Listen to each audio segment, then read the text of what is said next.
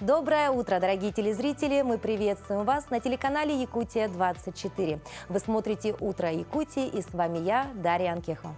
Сегодня вторник, начало рабочей недели. И, конечно, мы, как всегда, желаем всем нашим телезрителям прекрасного настроения. И, конечно же, хотим, чтобы вы побыстрее проснулись. И вот так, знаете, с улыбкой на лице стартовали этот замечательный день. И, конечно, идеальное утро должно начаться с хороших эмоций.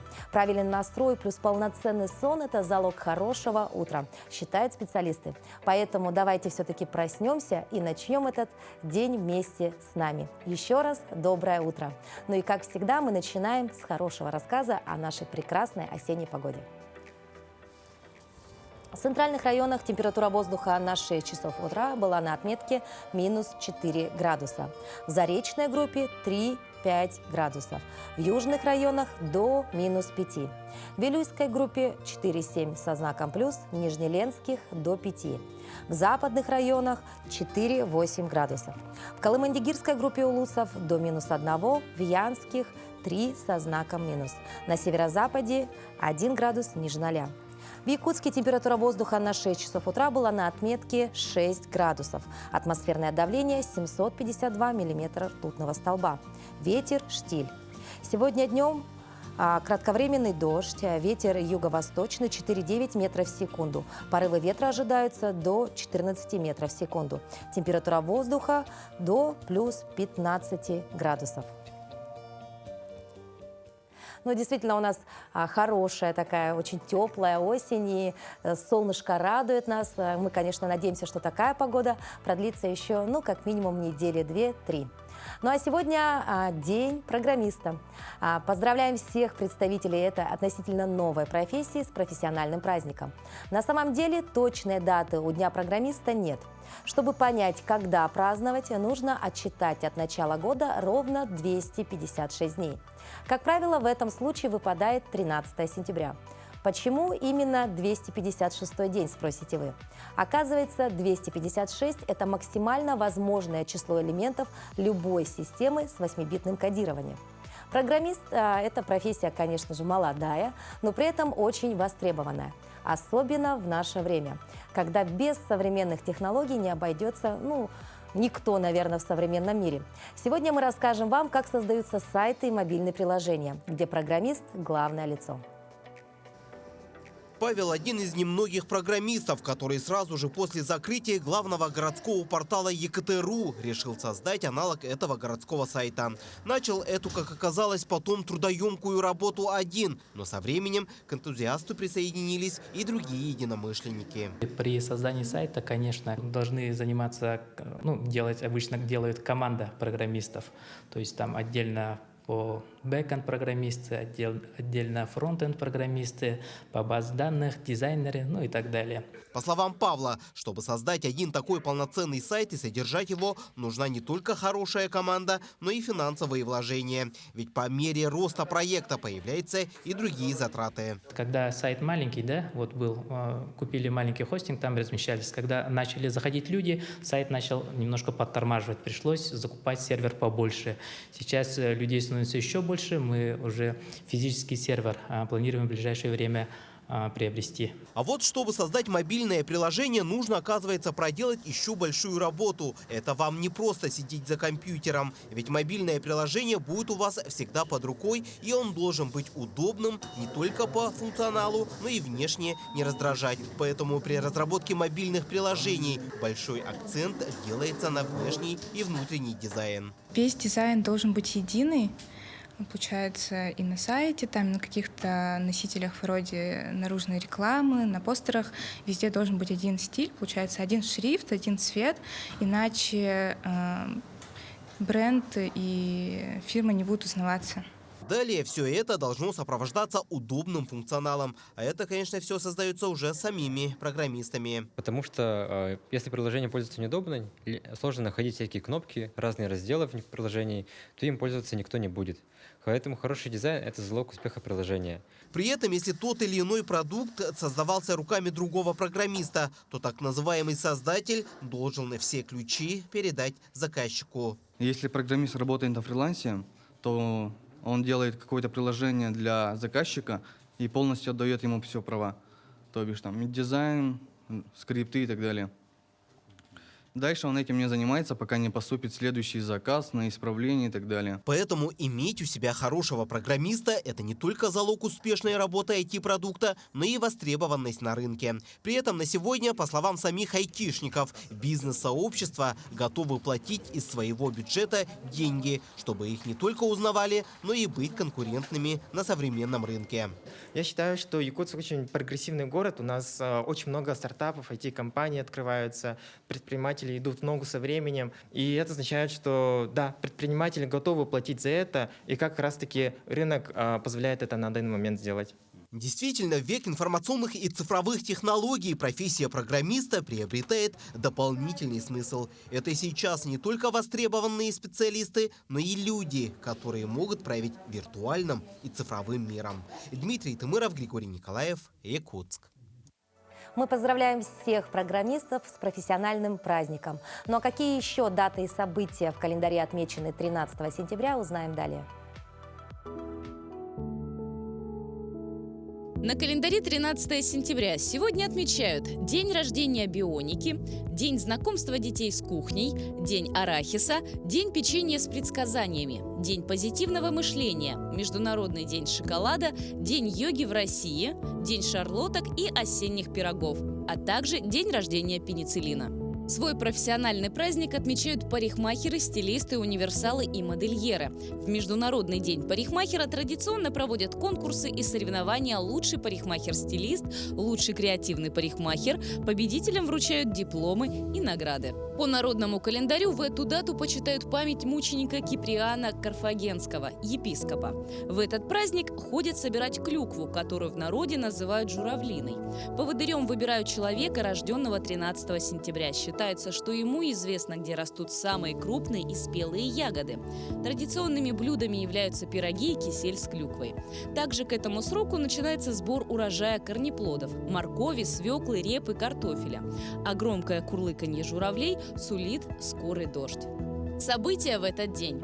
В 1736 году был основан город Челябинск. В этот день в Российской империи издан указ об ограничении рабочего дня на фабриках 15 часами. В Петербургской академии наук издан первый географический атлас российский. Совет министров СССР принял постановление о бесплатной выдаче молока рабочим и служащим, занятым на предприятиях с вредными для здоровья условиями труда. В Москве Алексей Кортнев и Валдис Пельш создали музыкальную группу «Несчастный случай». В этот день родились Джон Бойтон Пристли, английский писатель, драматург, театральный режиссер. Роальд Даль, английский писатель, мастер парадоксального рассказа. Сергей Непобедимый, советский и российский конструктор ракетного вооружения, академик. Зоя Космодемьянская, советская партизанка, герой Советского Союза. Жаклин Биссет, британская и американская киноактриса. Александр Розенбаум, советский российский певец, поэт, композитор, актер, народный артист России. Илья Сигалович, российский программист, предприниматель, один из основателей компании Яндекс. Именины сегодня отмечают Ян, Михаил, Мирон, Иван, Дмитрий, Геннадий, Вальдемар, Владимир, Александр. В истории человечества очень много белых пятен и трагических совпадений. Одним из таких загадочных событий является история гибели лайнера «Титаник». Прошло уже 110 лет, но до сих пор нет исчерпывающей правды о гибели судна. Но на днях ученым удалось запечатлеть затонувший «Титаник» в высоком качестве. Видео опубликовано на сайте Гисметео.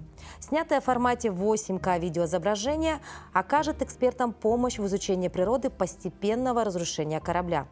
Судно ученые исследовали с помощью подводного аппарата. Батискаф способен погружаться больше, чем на 4000 метров. Приблизительно на этой глубине лежит печально известный лайнер. Благодаря новому подходу к детализированной съемке удалось рассмотреть множество элементов лайнера, который затонул весной 1912 года. Например, на якоре получилось рассмотреть гравировку его изготовителя. Помимо этого, на дне океана специалисты нашли один из огромных паровых котлов судна. В мае следующего года планируется продолжение подводных съемок «Титаника» в максимально высоком качестве. Наверняка история гибели лайнера «Титаник» будет еще долго будоражить умы и фантазии писателей и киносценаристов. Тем более, если ученые с новейшей техникой удастся все-таки раздобыть новые данные в ходе этих съемок. Ну а пока мы предлагаем очередную рекомендацию для чтения от Национальной библиотеки Республики. И в этот раз она будет на тему фантастики. Всем салют! Меня зовут Максим, и сегодня я расскажу про книгу «Новая фантастика-2022». Этот сборник очень свежий, он вышел в августе. В него вошли победители конкурса «Новая фантастика-2022». Всего их 9. Конкурс проходил практически год, и изначально здесь было 600 участников. Но победило только 9, и здесь есть 2 рассказа профессионалов. Это рассказ Василия Головачева в самом начале и рассказ Сергея Волкова. Могу вас удивить, в этом сборнике есть мой рассказ. Я являюсь одним из победителей этого конкурса. Эта книга выйдет очень скоро в Озоне и в Альберис. А спустя какое-то время, может быть месяц, она попадет и в Литрес. Если вам нравится фантастика, если вы хотите следить за трендами этого жанра и узнать, какие имена продвигаются вверх в фантастике и фэнтези, то этот сборник вам понравится. Как вы видите, здесь много разных текстов. Если вам не понравится один рассказ, вы можете перейти к следующему. В общем, я не только как автор, но и как человек, который любит и увлекается фантастикой, советую вам книгу «Новая фантастика-2022». Читайте, покупайте, делитесь с друзьями и любите книги. Мы присоединяемся к такому замечательному совету, как «Любите книги». Но сейчас хотелось бы проанонсировать, что нас ждет еще в течение нашего сегодняшнего утреннего эфира. Мы сегодня поговорим на тему «Финансовая грамотность». Также мы поговорим о нашем конкурсе, который стартовал вчера. Если вдруг у вас есть интересный урожай, то эта тема будет вам полезна. Увидим с вами замечательный такс-парад, который прошел совсем недавно. Ну и, конечно, мы встретим в студии наших гостей. Работаем мы в прямом эфире, поэтому у вас есть уникальная возможность задать свои вопросы нашим гостям, либо отправить ваши поздравления, возможно, привет, либо у вас какие-то есть идеи, то вы можете смело отправлять их на наш номер, который вы видите прямо сейчас на экране, и на нашу телеграм-страницу. Поэтому будьте активнее, успевайте, ведь работа в прямом эфире, она, конечно, очень интересна и увлекательна, но временем ограничено, поэтому нужно успеть. Ну а сейчас мы перейдем к самым последним новостям, и в этом, конечно же, нам помогут наши коллеги из новостного отдела. Ну а после вернемся в студию.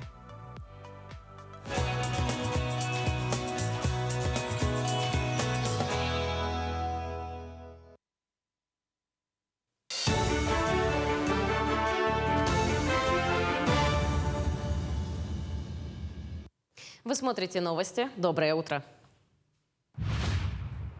Власти Якутии не будут вводить ограничительные меры из-за COVID-19. На сегодня нет оснований для ввода ограничительных мер по коронавирусу. Об этом сообщил глава Якутии Айсан Николаев. Глава порекомендовал жителям республики пройти вакцинацию и ревакцинацию. В первую очередь гражданам, которые входят в группу риска. Это люди старшего поколения и с хроническими заболеваниями. Отметим, что заболеваемость ковидом в республике идет на спад. В день 370-летия Амгис-Слободы открылись новые объекты и скверы по программе поддержки местных инициатив. На участке территориального общественного самоуправления «Сарел» завершено строительство детской спортивной площадки. Общая стоимость проекта составляет около 2 миллионов рублей. Часть финансирования была собрана добровольным пожертвованием и из бюджета Амгинского наслега.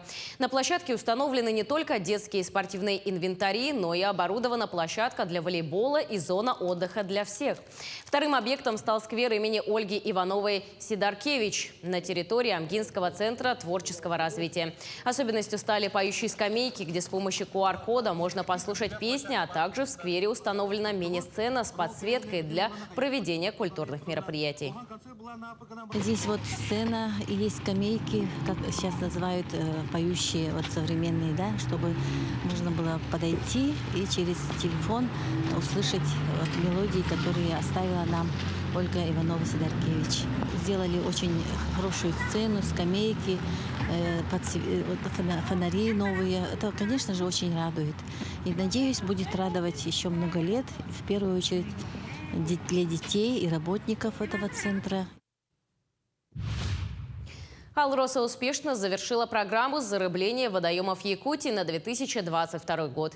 Специалисты экологического центра Алроса и Чернышевского рыбоводного завода совместно осуществили выпуск 15 тысяч мальков сибирского осетра, которых искусственно воспроизвели из икры на рыбзаводе. В текущем году на мероприятие по зарыблению рек и развитию рыбной отрасли в республике Алроса выделила 17,5 миллионов рублей. Так, но это живорыбная емкость. В этом сезоне она используется второй раз. Мы ее закупили весной специально для перевозки больших объемов живой рыбы. Уже не личинкой, а мальком. В первый раз мы в этом районе выпускали малька чера, около 70 тысяч. Сейчас было выпущено около 15 тысяч малька осетра. Опыт положительный. В дальнейшем будут докупаться такие же емкости, что позволит расширить географию зарыбления до города Ленска и до города Якутска. Ну, дальность перевозки может составлять более суток при условиях подмены воды. В емкость подается чистый кислород, поэтому можно перевозить на более длинные расстояния и уже более крупные навески рыбу. В Якутске пройдет традиционная ярмарка местной продукции «Продовольствие-2022». Она пройдет на Комсомольской площади 24 и 25 сентября. С 10 до 18 часов якутяне смогут приобрести свежую молочную, мясную и рыбную продукцию, чай, мед, сыр, овощи и фрукты, кондитерские изделия и многое другое. Также гостей ярмарки ждет насыщенная развлекательная программа с выступлениями артистов, дегустациями, конкурсами и розыгрышами. Кроме того, лучшие продукты примут участие в конкурсе качества. Можно будет ознакомиться с сельхозоборудованием и племенными животными.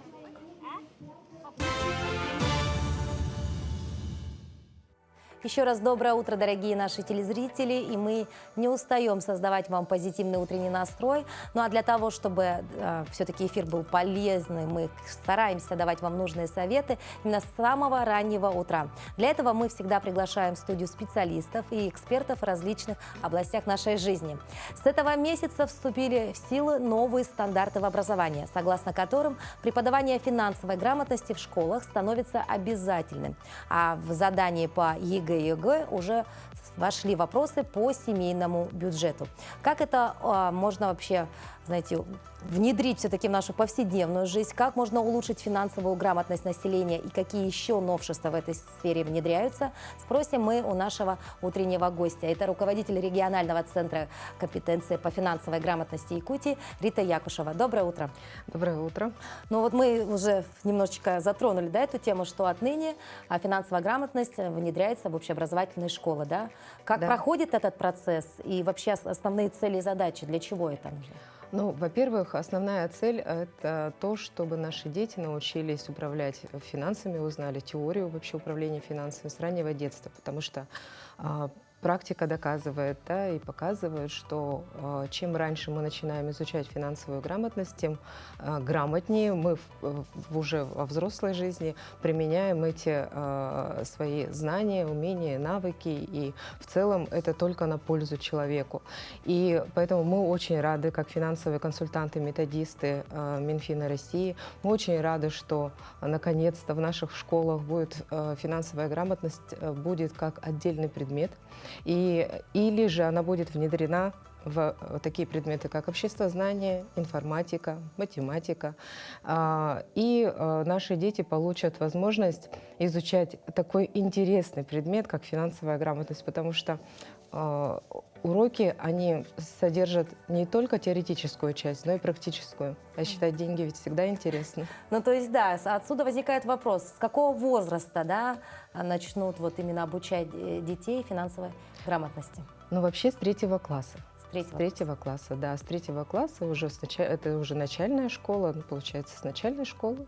Угу. То есть, а кто будет преподавать вот те самые предметы? Ну, как я уже сказала ранее, это учителя обществознания, информатики, математики, конечно же, и учителя дополнительного образования, которые ведут кружковую деятельность. Угу. Ваш центр наверняка будет в этом помогать, ведь вы работаете уже 2 года. За это время у вас уже проведена большая работа, да? И вот расскажите немножко вообще о деятельности своего центра. Да, действительно, наш центр работает уже второй год. Мы проводим и уроки для детей, и уроки для взрослых. Мы проводим олимпиады. Это Республиканская телевизионная олимпиада по финансовой экономике, Республиканская дистанционная олимпиада по финансовой грамотности. И мы проводим и фестиваль «Семья. Инвестиции в будущее». И все это проходит у нас на базе финансово-экономического колледжа имени Фадеева. И наши волонтеры, педагоги, они проводят обучение учителей, потому что у нас есть курсы повышения квалификации, и в колледже ЕФЭК работает региональный методический центр, который обучает преподавателей. И сейчас как раз идет набор, и те преподаватели, которые хотят переквалифицироваться и начать преподавать финансовую грамотность, они могут записаться на курсы и пройти переподготовку, и получить удостоверение государственного образца и начать уже работу в этой сфере. То есть это мы говорим все-таки о старшем поколении, да, о взрослых людях, которые вот хотят именно связать свою жизнь именно с такой профессией, да, как, допустим, экономист, да, или финансист. А что касается вот школьного возраста и подростков, это проходит в качестве таких лекций, кружка, или это все-таки теория? Вот смотрите. До этого года очень были популярны онлайн-уроки Банка России, где эксперты Банка России в прямом эфире рассказывали детям о финансовой грамотности, о том, как защитить себя от мошенников, о том, как вести семейный или личный бюджет и вообще, в принципе, о том, зачем быть финансово грамотным. То есть рассказывали основные правила финансово грамотных людей. И детям эти уроки очень нравились. И вообще формат в целом, методические пособия, они сделаны именно вот по таким основным 3 темам, которые детям будут интересны. И понятно, да, конечно. И форматы разные. Дидактические материалы к урокам – это и мультфильмы, это и игры. Мы проводили чемпионат по монополии, и детям это очень нравилось. И я еще хочу отметить, что на базе библиотеки Smart мы разработали мультфильм «Финансики», и этот мультфильм очень популярный среди детей, особенно младшего возраста, и он помогает им как раз узнавать те азы финансовой грамотности и помогать родителям экономить. И это разработано уже нашими методистами. Но вы являетесь, Рита, экспертом в этом деле, да, и, возможно, сейчас для наших телезрителей вы могли бы быстренько, так сказать, там, несколько советов, да, вот с чего можно начать хотя бы в рамках своей семьи, вот, преподавания той самой финансовой грамотности, ну, своим детям, возможно, советы такие. Конечно, дорогие зрители, в первую очередь начните считать свои доходы и расходы. Я понимаю, что это самый сложный шаг, потому что на уроках мы постоянно об этом говорим, и для взрослых людей очень сложно начать именно вот эти простые действия, считать свои доходы и расходы. И второе, чтобы не стать жертвой мошенников, старайтесь не отвечать на незнакомые звонки и никогда не передавайте никому свои персональные данные и данные своих банковских карт. То есть, кстати, у многих детей же сейчас уже есть свои карты, да? Конечно. Вот, и это тоже такое одно из самых главных правил. Если мы, взрослые, вроде к этому уже привыкли, да, и вот только вчера мы говорили на эту тему в нашем прямом эфире, то дети, наверное, от этого менее застрахованы, поэтому об этом, наверное, нужно говорить каждый день. Дети более доверчивые, да. И ведь к ним очень легко войти в доверие, и поэтому и детей тоже взрослые, мы взрослые в первую очередь должны учить, чтобы они могли себя защитить именно в таком плане, и особенно в сети интернет. Мы знаем, что вы вернулись из Москвы недавно, да, где проходил Московский финансовый форум. Что обсуждалось и какие главные итоги вы можете выделить? Я, да, действительно присутствовала в качестве делегата на Московском финансовом форуме, и теме финансовая грамотность была уделена целая секция, и это очень радует. И НИФИ Минфина, они разработали портал моифинансы.рф, который будет полезен для каждого зрителя. Пожалуйста, запомните этот портал, заходите туда. Там очень много материалов по финансовой грамотности, которые разработаны специально для того, чтобы нам легче было управлять своими финансами каждый день. И на площадке как раз вот Минфина России было представлено новшества, которые введены на портале, и обсуждалось вообще в целом продвижение финансовой грамотности. Ведь в ближайшие 10 лет Вообще перед нами стоит задача повысить уровень финансовой грамотности населения до 80%. Ну, чтобы практически каждый второй знал финансовую грамотность от и до, то есть был финансово грамотным. Ну а на данный момент есть некая статистика? По Якутии, конечно, есть. И по Якутии есть рост, и мы ведем этот мониторинг, мы ведем статистику. И по сравнению с прошлым годом, даже по количеству участников мероприятий у нас они увеличились практически в 3 раза. В 3 раза. Да. Хороший показатель, да? Да. Такой? Ну а какие события готовит ваш центр вообще, да, в ближайшее время, вот именно для популяризации финансовой грамотности? Ой, ну у нас осень и конец года такие активные, потому что у нас впереди Дни финансовой грамотности для пенсионеров в Хангаласском УУСе, потом у нас будет чемпионат по финансовой грамотности для пенсионеров, у нас стартует Финкап, это чемпионат по финансовой грамотности для школьников, и приглашаем как раз всех школьников принять участие, формируйте команды и давайте выигрывать уже, потому что победа в Финкапе – это прямой путь к поступлению в финансовый университет правительства Российской Федерации. Это же круто. И впереди у нас марафон финансовой грамотности. Сейчас идет прием заявок на марафон по финансовой грамотности «Мой первый бизнес для детей» на базе библиотеки «Смарт». То есть мероприятия у нас вот, да, просто для каждого возраста. И участвуйте, и у нас вы получите не только знания, но и прекрасные памятные подарки. Ну а еще самое главное, возможности уникальные. Конечно, да? конечно. Спасибо большое, Рита, что посетили наш утренний эфир. И мы, конечно, надеемся на то, что вот та самая статистика по финансовой грамотности на территории нашей республики будет расти с такой, знаете, геометрической прогрессией. Да? И мы благодарим вас за вашу работу. Спасибо большое. Желаем вам доброго утра. Спасибо. А помимо финансовой грамотности, не менее важно прививать детям и экологическое сознание. Нерюнгринская гимназия номер 1 продолжает традицию, которая зародилась в прошлом году. На аллее выпускников появятся новые деревья, которые посадили 11-классники совместно со своими родителями и учителями.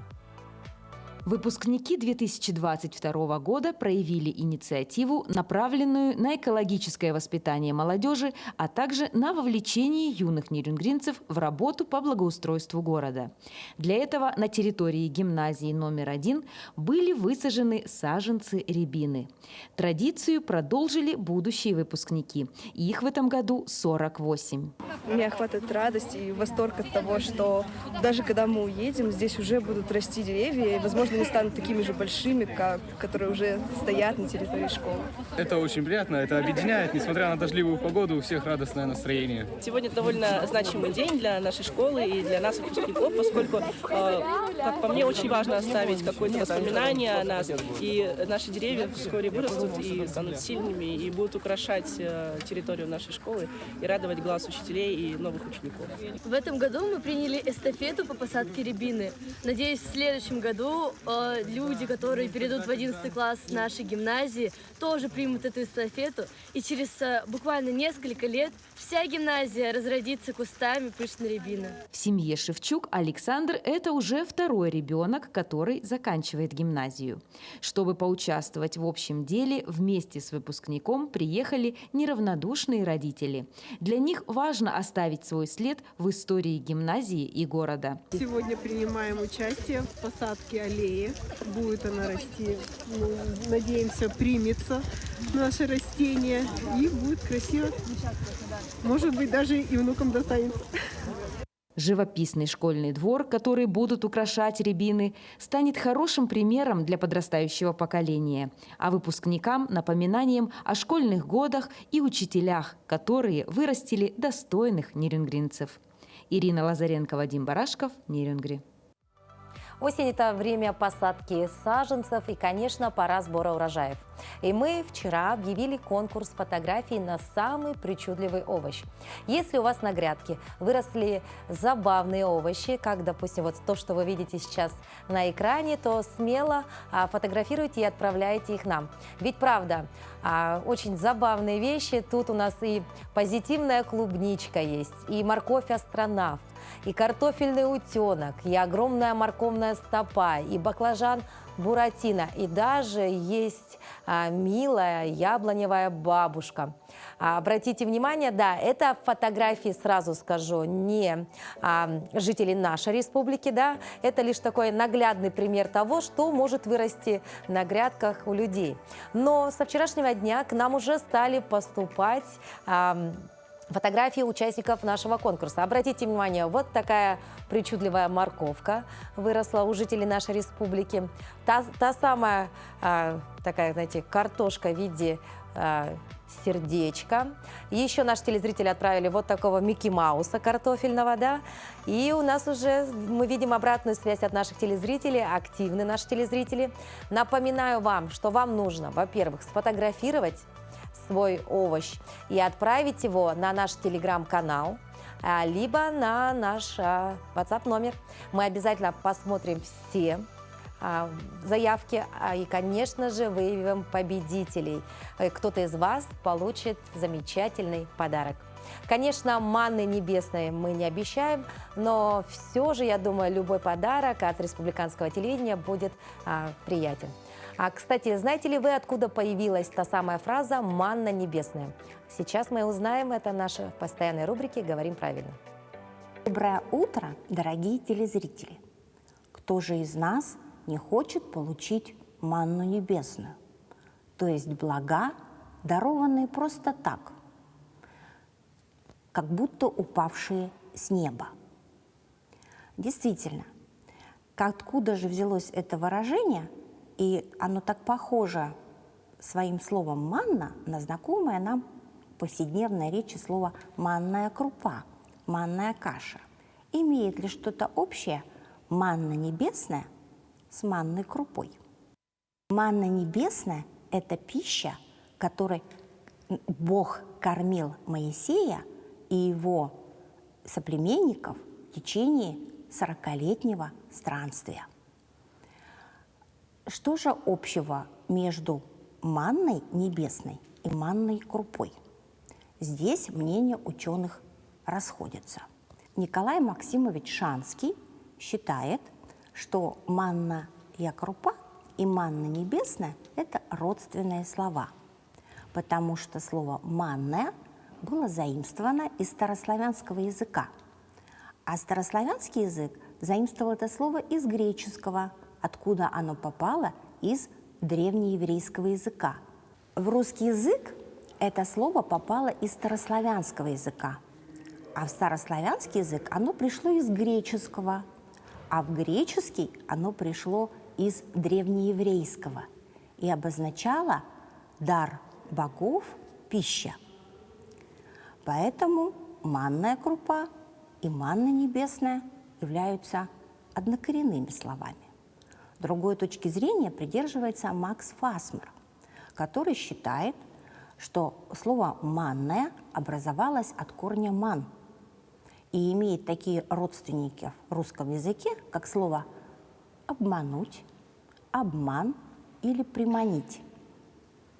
И имеет такое значение это слово «ман», «манная крупа», потому что оно очень похоже на другую крупу, на кровяное просо. А вот с точки зрения Макса Фасмера, манна небесная – это слово греческого происхождения, и поэтому ничего общего с манной крупой не имеет.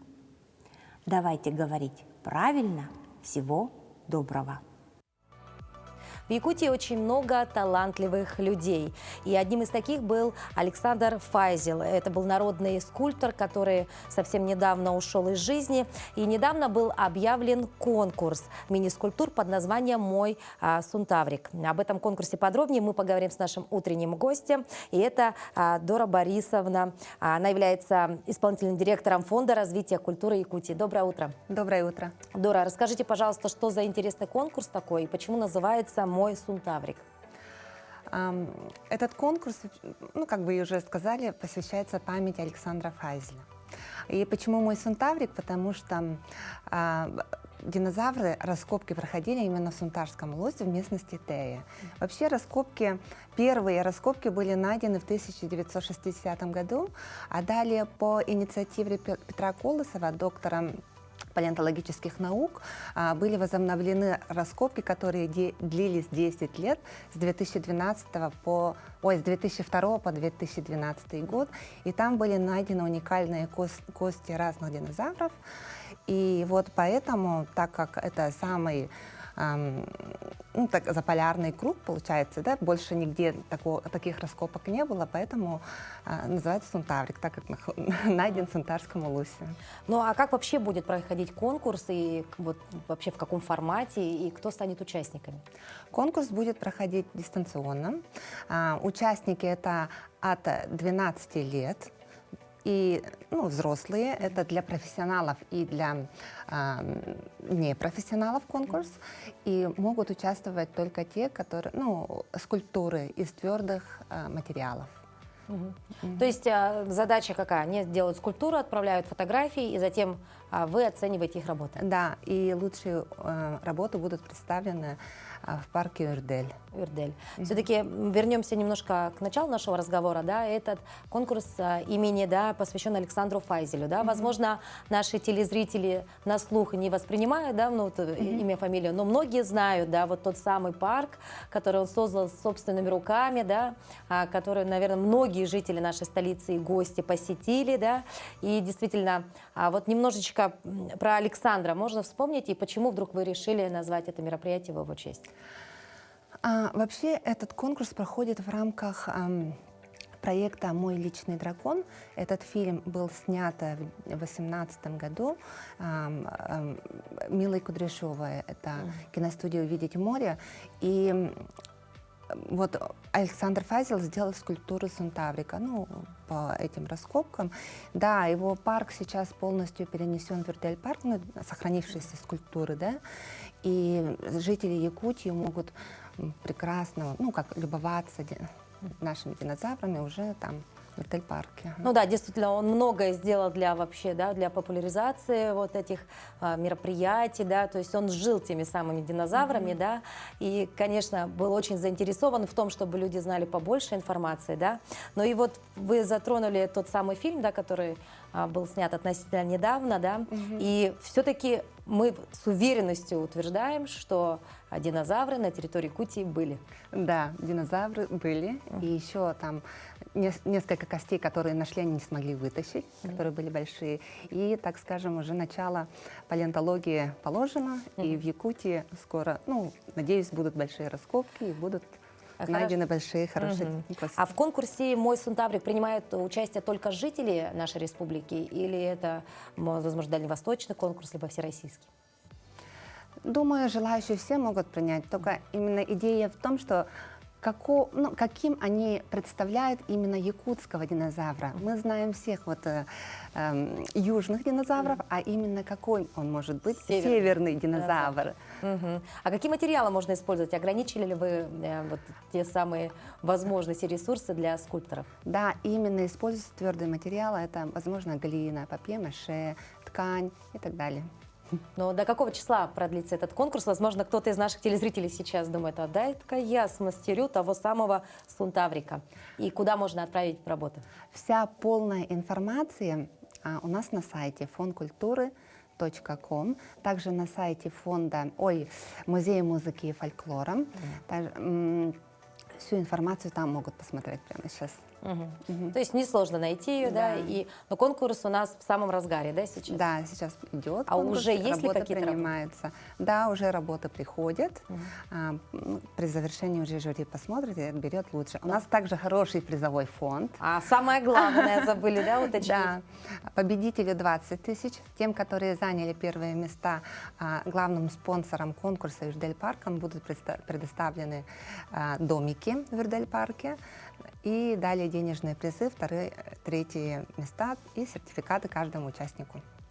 Вы являетесь исполнительным директором Фонда развития культуры Якутии. И, наверное, у вас такой насыщенный календарный план мероприятий. А вот ближайшие еще какие-то интересные проекты, возможно, какие-то праздники, возможно, какие-то идеи в разработке у вас уже есть? Да, мы вообще занимаемся проведением конкурсов. Именно мы хотим поддерживать и разыскать талантливых исполнителей из Якутии. Мы работаем по России, также преподавателей. И на нашем сайте Фонд культуры и также artsevera.com все конкурсы есть. Они у нас проводятся периодически. Участники до санкций были со всего мира, сейчас с российского уровня. Мы уже с вами заговорили, да, про проект научно-популярный киномарафон «Мой личный дракон», да, и вы уже были в нашей студии, рассказывали про это, да. Вот насколько вот люди, знаете, отсылали вам отзывы, возможно, да, насколько был интересен этот проект? Да, особенно трогательно и интересно было, когда динозавров перевозили. Да, в Вердель-парк прям подходили, останавливались. И все время там помогали, когда что-то там слетало. И еще вот самый интересный факт, мы хотели Сунтаврика подарить Сунтарскому вузу. Потому что так как, ну, к себе на родину.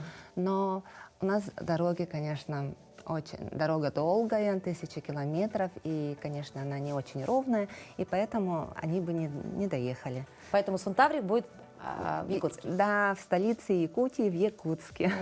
Спасибо большое за такую интересную информацию. Мы желаем вам доброго утра и хорошего дня. Спасибо. А в отличие от якутского скульптора Александра Файзеля, грузинская художница Кэти Милкадзе создает художественные скульптуры и рельефы из проволочной сетки. На кадрах Раптли можно увидеть, как художница делает новый рельеф с нуля и показывает свои работы. У Кэти нет своей мастерской, все произведения она создает у себя дома. Сейчас в активе художницы почти 150 работ, и свободного места практически не осталось. По словам художницы, материал она закупает на строительной ярмарке. За несколько лет она научилась различать идентичные сетки по качеству и перед покупкой даже пробует их на вкус. Как сообщают средства массовой информации, выставками Кэти интересуются площадки уже как в Европе, так и в Азии.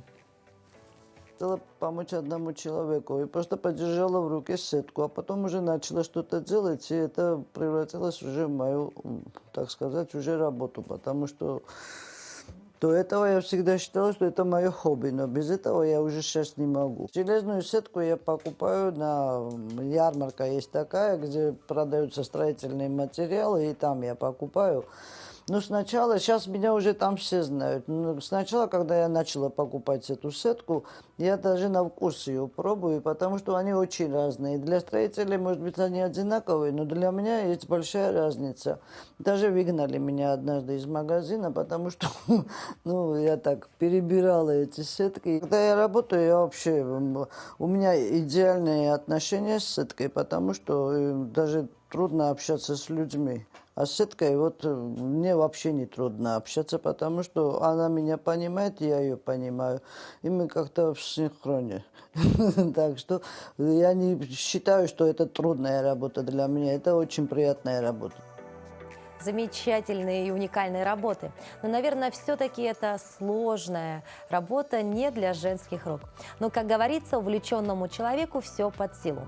А вот художница из Ессентуков создает миниатюры из вторсырья. Буквально шедевры из обычного бытового мусора. Художница Юлия Андрианова работает в необычной технике трэш-арта. Ее реалистичные и детализированные миниатюры цветочных магазинчиков и сказочных замков созданы из пенопласта, крышек от бутылок и ненужного металла. Давайте же посмотрим. Как рассказала Юлия, увлечение эко-миниатюрой началось 4 года назад. Я посмотрела на то, что сколько мусора выкидывается ежедневно. То есть у меня уходило 2-3 пакета в день, то, что мы выкидывали. Это детские игрушки. И понимаю, что у всего этого есть прекрасное будущее, потому что мы его просто не видим. Образование дизайнера помогло Юлии создать свой логотип и продвигать работы в интернете. А затем появилась и мастерская. Перед созданием изделий девушка сортирует, очищает мусор, после чего раскладывает по контейнерам части своих будущих проектов. Начинается все с маленькой детали. Ты смотришь на детали, потом есть, допустим, маленький человечек, и ты думаешь, так, я создам возле него город. И уже начинаешь пропорционально это уже вот собирать из мусора. В мастерской Юлии можно обнаружить различных зверей и сказочных персонажей, воздушные шары, цветочные композиции, необычные подсвечники и другие предметы декора. К экотематике Юлия пришла осознанно, когда был создан первый мини-дом из вторичных материалов. В будущем она надеется открыть в своем городе базу по сбору мусора и создать совместную галерею с близкими по духу людьми. Уже сейчас жители Ессентуков приносят художнице вторсырье для ее изделий. Небольшой такой интересный блок из арт-новостей. Ну а сейчас мы переходим к новостям уже на территории нашей республики. И слово передаем нашим коллегам.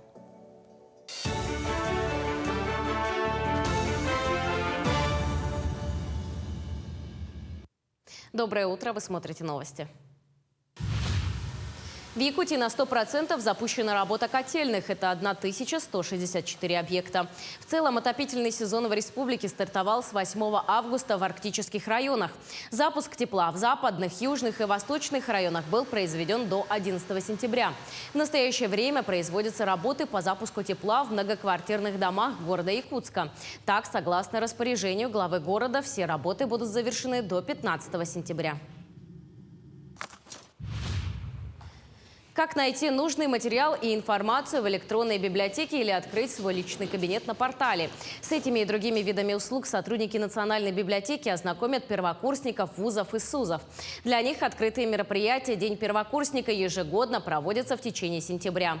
Во время экскурсии внутри здания библиотекари рассказывают, как заполнить каталог, быстро пользоваться электронными услугами, проводят консультации по получению пушкинской карты и знакомят с контентом сайта Национальной библиотеки. Одними из первых День открытых дверей посетили первокурсники колледжа технологии и дизайна. Они впервые были в Национальной библиотеке и особенно интересовались видами электронных услуг. Дни открытых дверей – это обзорные экскурсии по библиотеке, это знакомство с работой отделов, куда, собственно, студенты могут и будут обращаться в течение учебного года. Это и регистрация в библиотеку, получение читательских билетов, это презентации по работе с электронной библиотекой, с личным кабинетом, и ее контентом, в общем-то, и другими информационными ресурсами и услугами Национальной библиотеки, а также это сейчас мы проводим консультации по получению пушкинской карты. Якутские айтишники создадут маркетплейс для продукции КМНС. IT-специалисты из республики создадут цифровую платформу, на которой представители коренных малочисленных народов Севера, Сибири и Дальнего Востока смогут продавать товары традиционного народного промысла. Это должна быть цифровая платформа, на которой любой житель мира мог бы посмотреть и познакомиться с этими изделиями и, например, заказать любой из этих артефактов, которые люди делают традиционно ручным трудом. Якутские IT-специалисты сделают такую платформу, рассказал министр по развитию Дальнего Востока и Арктики Алексей Чекунков. По его словам, на реализацию этого проекта будут выделены средства в рамках государственной программы по развитию Арктики. Уникальные материалы Великой Северной экспедиции обнаружила группа якутских исследователей. Летом этого года ученые Института гуманитарных исследований и проблем малочисленных народов Севера СОРАН и члены общественной организации «Якутия-2022» провели совместные работы в Петербургском архиве. Найденные документы ранее не были освещены и показаны общественности. Это инструкция академического отряда экспедиции в части астрономических работ, материалы и инструкции для геодезистов, материал первого в истории научного маршрута по реке Лена и многое другое. Отмечается, что найденные материалы будут совместно изучены с якутскими школьниками. Мы участвовали в конкурсе на главу Республики Саха-Якутии, выиграли грант, который посвящен академическому отряду Великой Северной экспедиции. Это начало 18 века под руководством Витаса Беринга. И работал такой академический отряд. Он интересен и науке. Очень много исследований проводили наши якутские ученые в этой сфере. И мы такой общественный грант сделали с участием школ. На этом все. Хорошего дня. Доброе утро еще раз всем, кто присоединился к нашему эфиру. Совсем недавно я задумалась, какая же порода собак больше всего подходит для содержания в квартире. И нашла ответ.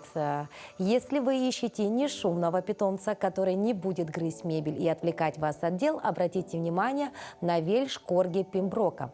Хотите обрести верного компаньона, который поддержит любой активный вид досуга? Тогда вам нужен сверхпиншер или лабрадор-ретривер. Если же вы не готовы подолгу выгуливать питомца, заведите себе шицу или французского бульдога. Так советуют кинологи. Даже скромная жилплощадь не повод отказаться от собаки. Ведь четвероногий друг – это всегда гарантия хорошего настроения. На прошлой неделе мы рассказали о ставшей уже популярной породе собак Сиба-Ину. И сегодня покажем такс-парад, прошедший в минувшие выходные в городе Санкт-Петербург. Ежегодно хозяева такс собирают вместе с питомцами в саду Академии художеств, чтобы провести такой интересный собачий показ-мод. Как рассказала организатор фестиваля Вероника Маковецкая, изначально карнавал задумывался как развлекательное мероприятие, целью которого была помощь бездомным животным. А потом это переросло в массовый праздник, который очень понравился зрителям, участникам, и это вылилось уже в городские праздники. Каждый год организаторы придумывают новую тему для такс-парадов. В этом году мероприятие прошло в гастрономическом стиле. По подиуму прошлись таксы в костюмах фруктов, овощей, грибных полян, хот-догов и десертов.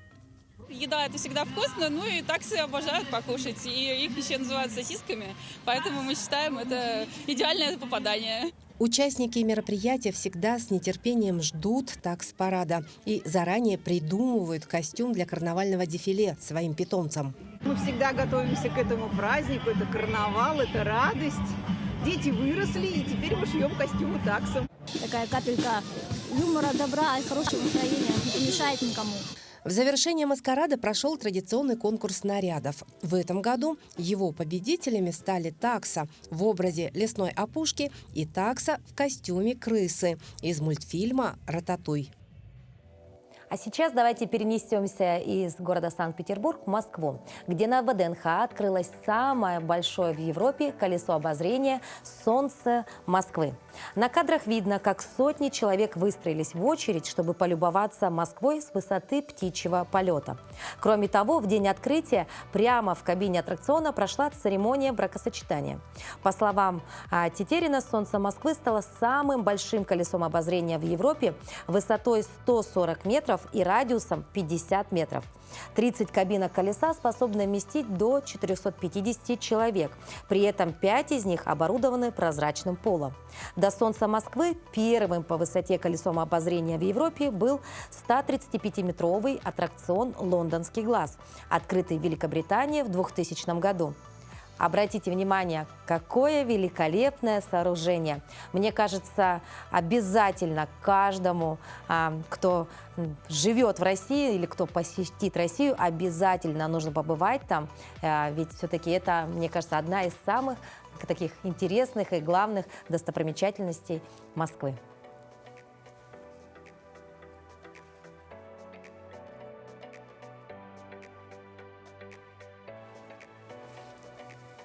Вот таким был наш утренний эфир вторника. И, конечно же, дорогие наши телезрители, мы напоминаем вам о том, что вы можете стать участником нашего эфира. Для этого не обязательно посещать его в качестве гостя и сидеть вот напротив меня на этом замечательном диванчике. Вы можете просто отправить, возможно, свои предложения, либо вопросы, либо написать тему, которая интересует вас. Мы обязательно найдем экспертов на эту тему и пригласим их в студию. Также вы можете отправить заранее свои поздравления, возможно, видеоприветы для своих близких. Ведь нас смотрит вся республика, и это уникальный шанс передать приветы и поздравления своим близким.